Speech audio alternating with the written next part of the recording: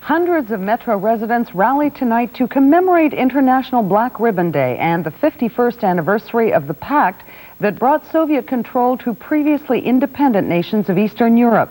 The rally was one of 55 being held in cities around the world, including 14 in Canada. And this year's theme was Peace with Freedom. Organizers say that for the countries that have seen real improvements in their battle against Soviet control this year, there was cause to rejoice today. But that until all of those countries still annexed to the Soviet Union are totally free, there is still much work to be done.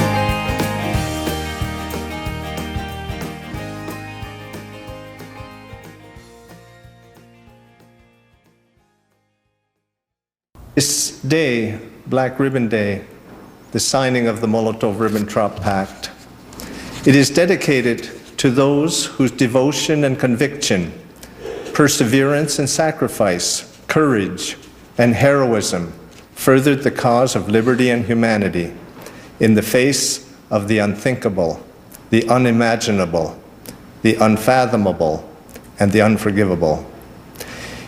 It is dedicated to the Polish officers who were summarily executed in the forests of Katyn. It is dedicated to the victims of the Holodomor who were starved beside the fertile fields of Ukraine. It is dedicated to the victims of the Holocaust, where men, women, and children alike perished in death camps such as Auschwitz and Belsen-Bergen.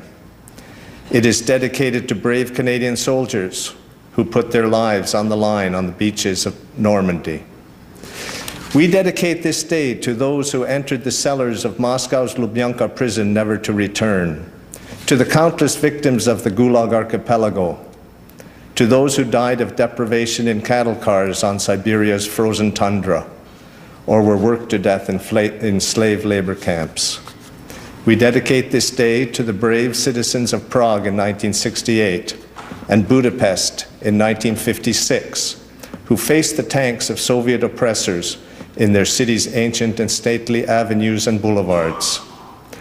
We dedicate this day to those who were shot down while scaling the Berlin Wall in their quest for freedom, and all others who lost their lives while seeking refuge and safe haven. Black Ribbon Day is dedicated to all the victims of Nazism and all the victims of communism. With gratitude, we devote this day to their eternal memory, to honor their sacrifices in the name of liberty and humanity, and we commend their heroism to the ages.